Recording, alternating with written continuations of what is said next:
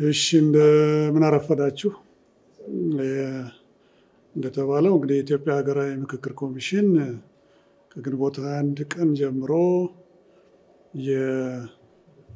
የአጀንዳ ስብሰባ ወይም በፈረንጅኛው አጀንዳ ኮሌክሽን እንለዋለን እና አሁን ደግሞ ከዚህ ከቤኒሻንጉልና ከሲዳማ ጀምሮ የተሳታፊዎች ምርጫ ከወረዳ ጀምሮ እስከ ክልሉ ድረስ ያሉ ባለድርሻ አካላት አጀንዳቸውን ከሰጡ በኋላ ለኢትዮጵያ ሀገራዊ ምክክር ጉባኤ የሚሆኑ ተሳታፊዎችን ይመርጣሉ። ይህ እንግዲህ ትልቅ ሂደት ነው። እንደምታስታውሱት የመጀመሪያዎቹ ስራዎቻችን የነበሩት ከወረዳ ጀምሮ የሚነሱትን ተሳታፊዎች መለየት፣ እሱ ብቻ ሳይሆን ወደሚቀጥለው ወለል የሚሄዱትን የወረዳ ተሳታፊዎች ምርጫ ማካሄድ ነበር። ያ ምዕራፍ 1 ነው የምንለው። ምዕራፍ 2 ደግሞ አጀንዳ መሰብሰብ እና ለኢትዮጵያ ሀገራዊ ምክክር ጉባኤ እንደምታውቁት ዋናው 3ኛው እና 4ኛው ምዕራፍ ስለሚሆን ለዛ የሚሆኑ ተሳታፊዎችን መምረጥ ወይም ማስመረጥ ነው። ስለዚህ በዚህ መሰረት ነው እንግዲህ ሐዋሳ ላይ ተገኝተን ሐዋሳ አጀንዳዋን እየሰጠች ነው። ሐዋሳ ስል ሲዳማ ክልል ማለት ነው። ስለዚህ ከሲዳማ ክልል ከሁሉም ወረዳዎች የመጡ እና እዚህ ላይ ደግሞ ሐዋሳ ላይ በክልል ደረጃ ወደ 22 ገደማ የሚሆኑ ባለድርሻ አካላት በጋራ ሆነው አጀንዳቸውን ተወያይተው በነገው ዕለት በጋራ ለኢትዮጵያ ሀገራዊ ምክክር ኮሚሽን በጋራ የሲዳማ ክልል አጀንዳን ያስረክባሉ። የሲዳማ ክልል አጀንዳ ማለት ሲዳማን ጉዳይ ብቻ የሚያይ አይደለም። ሲዳማን ጉዳይ ላይ ይችላል፣ ነገር ግን ዋናውና ትኩረቱ ፋይዳ ያለውን ሀገራዊ እጅግ መሰረታዊ የሆኑ ሀገራዊ አጀንዳ ለምክክር ኮሚሽኑ ማስረከብ ነው። ከዚያ ከተሰበሰበ አጀንዳ ከሌሎች ክልሎች ከተነሱ ከሚቀርቡ አጀንዳዎች ጋር የሆኑና ምን ይደረጋሉ? ይመረጣሉ። በፈረንጅኛው ፊልተር ይደረጋሉ። ፊልተር ከተደረጉ በኋላ ቅድሚያ ይሰጣቸዋል፣ ፕራዮሪታይዝ ይደረጋሉ።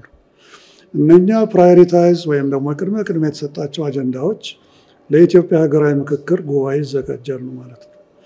በኢትዮጵያ ሀገራዊ ምክክር ጉባኤ ዝግጅት ሂደት ውስጥ መሰረታዊ የምንላቸው ተዋንያን ይኖራሉ።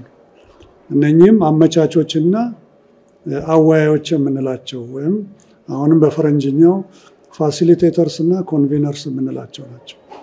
እነኚህ ፋሲሊቴተርስ ወይም አወያዮችና አመቻቾች የምንላቸው ለማንኛውም ሳይወግኑ በቀጥታ የኢትዮጵያ ሀገራዊ ምክክር ጉባኤው ውይይት ወይም ምክክር ሂደት የተሳለጠ እንዲሆን የሚያመቻቹ ናቸው።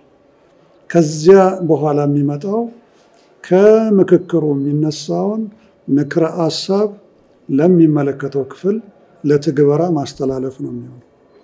ለትግበራ የተላለፈው ምክረ ሐሳብ መተግበሩን የመከታተል ኃላፊነት የኢትዮጵያ ሀገራዊ ምክክር ኮሚሽን አለበት።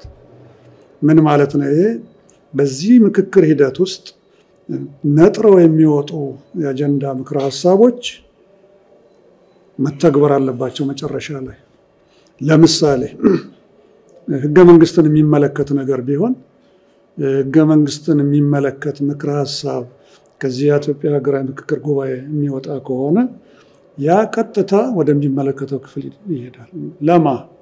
ለምሳሌ ለህግ አውጪው ይሄዳል። ለምሳሌ ለህግ ተርጓሚው ይሄዳል። ለምሳሌ ለአስፈጻሚ ይሄዳል። በዚህ ኢትዮጵያ ሀገራዊ ምክክር ጉባኤ ላይ ዋና አጀንዳ ከሆኑት ውስጥ አንዱ የፖለቲካዎች አካሄድ ጉዳይ ከሆነ ምክረ ሐሳቦቹ ወደ ፖለቲካ ተቋማት ይሄዳሉ። የሃይማኖት ጉዳይ ከሆነ አጀንዳው በዚያ ላይ የደረሰው ምክረ ሐሳብ ለትግበራ ወደ የሃይማኖት ተቋማቱ ይሄዳል።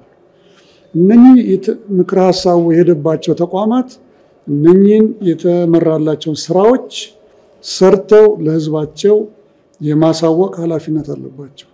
ይህንን ተከታትሎ ፈጽመዋል አልፈጸሙም ብሎ ለህዝብ የማሳወቅ ኃላፊነት ደግሞ የኢትዮጵያ ሀገራዊ ምክክር ጉባኤ ይሆናል።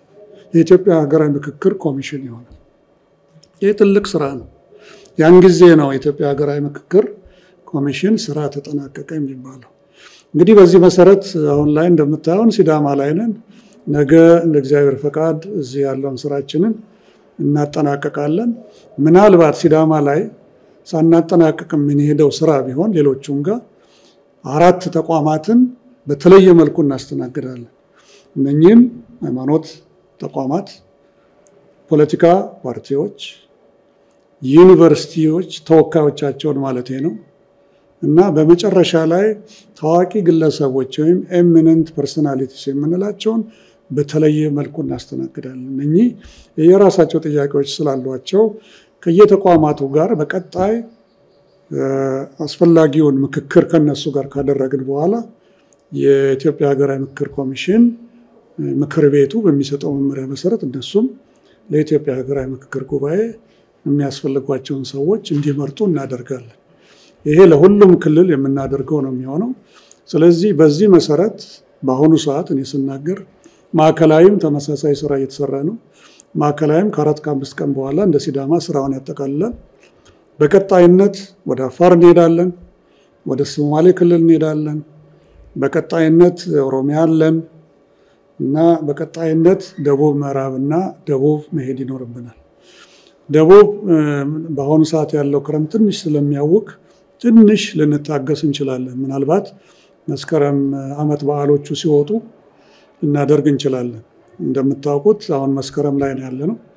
ቀጣይ የአዲስ ዓመት መግቢያ በዓል አለ። ቀጥሎ መስቀል ክርስትና የመስቀል በዓል አለ፣ ትልቅ በዓል ነው። ከዚያ ደግሞ ተከትሎ የኢሬቻ በዓል አለ። ስለዚህ እነኚህ በዓላት በቀጥታ ስራችን ላይ ተጽዕኖ የማያሳድሩባቸው ቦታዎች ግን ስራችንን እንቀጥላለን።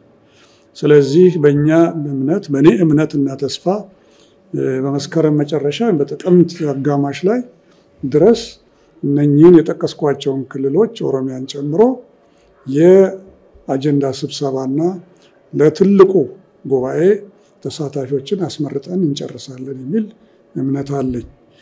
ይህ እንግዲህ አንዱ ነው። ሌላኛው ምናልባት እናንተም አቆብቆባቸው ያላችሁት አንዳንድ ክልሎችን ምን ታደርጋላችሁ? ለምሳሌ ትግራይ፣ ለምሳሌ አማራ ማለታቸው አይቀርም አይደል? ለዚህ ነው ፈገግ ያላችሁት።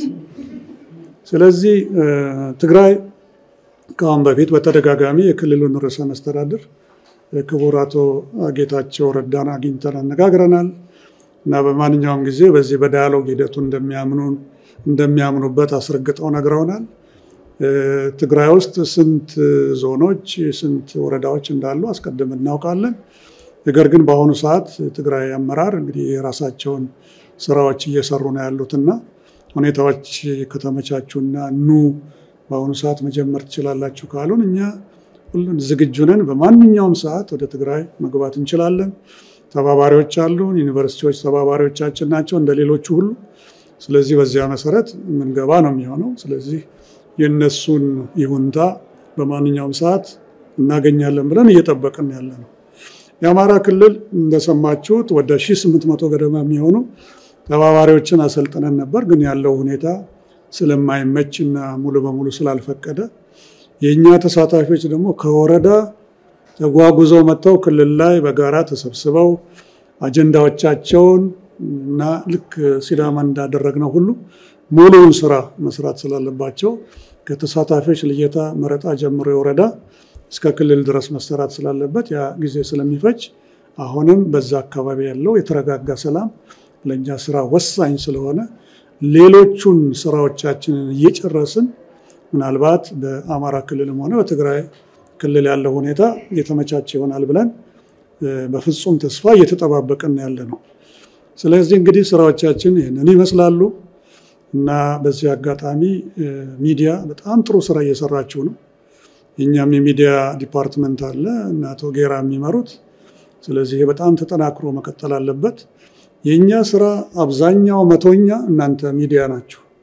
እናንተ ሚዲያ ህዝቡን ለመድረስ በህዝቡ ቋንቋ ስለ ዳያሎግ ጽንሰ ሐሳብ ምንነት ለምን እንደሚጠቀም እንዴት እንድንጠቀምበት እንደሚገባ ማህበራዊም ሆነ ሜንስትሪም ወይም ደግሞ የቀጥተኛው ሚዲያው ለኛ በጣም ወሳኞች ናቸው።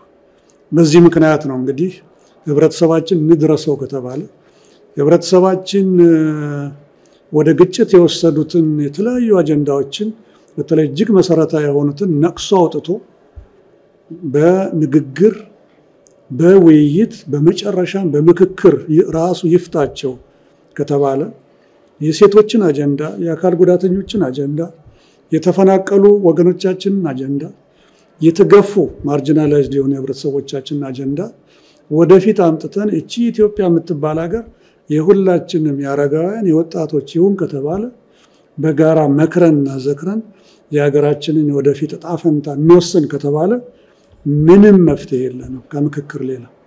ምክንያቱም እስካሁን ድረስ በልሂቃኖቻችን አማካይነት በፖለቲከኞቻችን አማካይነት የችግር መፍቻ ዘዴዎች የተባሉትን በሙሉ አይተናቸዋል። በተለይ ጦር መሳሪያ ምን እንደሚያመጣ አስተውለናል። ህይወት ገብረንበታል። የአካል ጉዳት በሚሊዮኖች የሚቆጠሩ ደርሰንበታል። ከሁሉ በላይ ሁል ጊዜም እንደምለው ብዙ ሚሊዮኖችን ከትውልድ ወደ ትውልድ በሚተላለፍ መልኩ የአእምሮ ስብራት አድርሰንበታል። ስለዚህ ያዋጣንም ነው የምንለውና እንግዲህ እዚህ ላይ ነው እኛም እያልን ያለነው። ለሰላም የምንናገረው ለምክክር ሂደቱ የምንናገረው ነገር ማንኛውንም አካል በመወገን በጭራሽ አይደለም። መንግስትን ወገነን አይደለም። በጥሩ ከሰራን መንግስትን እንጠቅመዋለን። ፖለቲከኞችን ወገነን አይደለም። በጥሩ ከሰራን ፖለቲከኞች ይጠቀማሉ። ለምን ብትሉኝ ነገ ጧት ተወዳድረው ለሚመሯት ሀገር ሰላማዊ ሀገር ትሻላቸዋለች ጦረኛ ሀገር የተበታተነ ሀገር ከሚረከቡ። ሃይማኖቶች እግዚአብሔር አንድ ነው። እምነቶቻችን ይለያዩ፣ ሃይማኖት አካሄዶቻችን ይሁን እንጂ ሁላችንም ዞሮ ዞሮ አገርኛውም ሆነ ሌሎችም ሃይማኖቶች ዞሮ ዞሮ አንድ ፈጣሪን የሚያመልኩ ናቸው። ስለዚህ ያስከሆነ ድረስ ሁላችንም በሚያቀራርብ መልኩ ወደ ምክክሩ መምጣቱ ተጠቃሚ ያደርገናል እንጂ ማንንም እንድንጎዳ ያደርግም።